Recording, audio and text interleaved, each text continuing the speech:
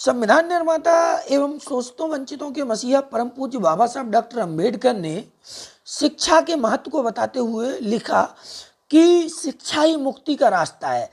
Education is the way of your emancipation. उन्होंने कहा कि शिक्षा ही आपकी मुक्ति का रास्ता है। उन्होंने आगे कहा कि अगर आप स्वतंत्र होना चाहते हैं, स्वतंत्र बनना चाहते हैं, तो सबसे पहले शिक्षा प्राप्त करो। उन्होंने ये शिक्षा पर लेख लिखते हुए, भाषण लिखते हुए पृष्ठ 12 में ये बात लिखी कि यदि आपको स्वतंत्रता चाहिए, चाहे तो वो सामाजिक स्वतंत्रता हो, चाहे वो आर्थिक स्वतंत्रता हो, चाहे राजनीतिक स्वतंत्रता हो, तो सबसे पहले आपको शिक्षा प्राप्त करनी चाहिए।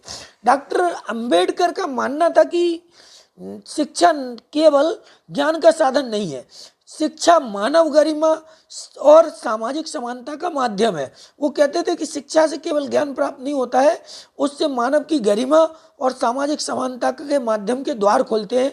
शिक्षा के बिना शोषित वर्ग कभी अपने अधिकारों पर खड़ा नहीं हो सकता, कभी भी अपने अधिकारों को प्राप्त करने के लिए आवाज नहीं उठा सकता।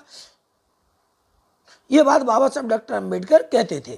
ठीक है, उन्होंने फिर आगे लिखा कि शिक्षा जो है वो आत्मसम्मान प्लस सामाजिक क्रांति दोनों को मजबूत बनाती है और दोनों को बढ़ाने का काम करती है। एक शिक्षित समाज ही अन्याय और भेदभाव के खिलाफ खड़ा हो सकता है। बाबा साहब अंबेडकर का मानना ऐसा था कि एक शिक्षित समाज जो होगा उसके अंदर आत्मसम्मान जाग जाएगा, उसके अंदर सेल्फ रिस्पेक्ट नाम की चीज जाग जाएगी, तो फिर वो अन्याय और भेदभाव के खिलाफ खड़ा होकर के सामाजिक क्रांति पैदा कर सकता है।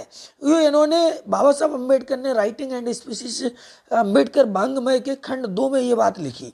उन्होंने शिक्षा को 3 क्रांतिकारी हथियारों में से एक माना, बाकी 2 जो हथियार थे वो संगठन और संघर्ष था। इसीलिए उन्होंने कहा कि शिक्षित हो फिर क्या करो, संगठन बनाओ और फिर संघर्ष करो।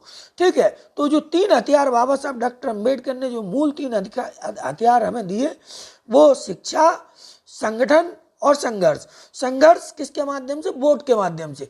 ठीक है, उसके बाद उन्होंने कहा कि शिक्षा के माध्यम से ही अस्पृश्यता और जातिवाद की जड़ों को काटा जा सकता है, और ये बाबा साहब डॉक्टर अंबेडकर ने करके दिखाया। उसके बाद उन्होंने शिक्षा के प्रचार और प्रसार के लिए संस्थाएं खोली, जिसमें पहली संस्था जो खोली स्कूल, कॉलेज और छात्रावासों की स्थापना की। उन्होंने 1920 से लेकर 1940 के बीच में मुंबई, पुणे, नागपुर, औरंगाबाद जैसे शहरों में कई छात्रावास, कई शैक्षणिक संस्थाओं की स्थापना की, और उनमें भी खासकर दलित समाज के लिए जो है बहुत सारी शैक्षणिक संस्थाएं बनाई।